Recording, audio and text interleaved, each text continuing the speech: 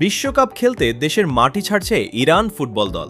কিন্তু বিমানে ওঠার আগে ঘটল এমন একটি দৃশ্য যা মুহূর্তেই ভাইরাল হয়ে যায় সামাজিক মাধ্যমে।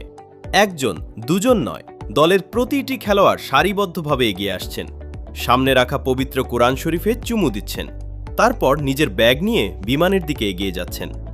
মাত্র কয়েক সেকেন্ডের এই দৃশ্য কোটি মানুষের নজর কেড়েছে, কারণ এটি শুধু একটি ধর্মীয় রীতি নয়, বরং নিজের বিশ্বাসকে সঙ্গে নিয়ে জীবনের সবচেয়ে বড় মঞ্চে যাত্রা করার একটি প্রতীকী মুহূর্ত।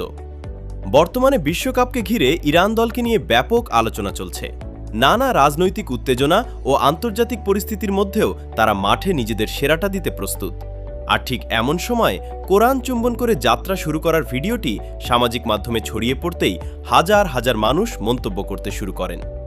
কেউ লিখেছেন, বিশ্বাস নিয়ে যাত্রা শুরু। আবার কেউ লিখেছেন, দেশের প্রতিনিধিত্ব করতে যাচ্ছে, আল্লাহ তাদের হেফাজত করুন। ভিডিওটি ছোট হলেও এর বার্তা ছিল বড়। একে একে প্রতিটি খেলোয়াড়ের সেই মুহূর্ত যেন দেখিয়ে দিয়েছে, বিশ্বকাপ শুধু ফুটবল নয়, এটি আবেগ, বিশ্বাস এবং একটি জাতির স্বপ্নের গল্প। এখন দেখার বিষয়, মাঠের লড়াইয়ে ইরান কতটা সফল হয়। তবে বিশ্বকাপে যাওয়ার আগে তাদের এই ভিডিও ইতোমধ্যেই মানুষের হৃদয়ে জায়গা করে নিয়েছে।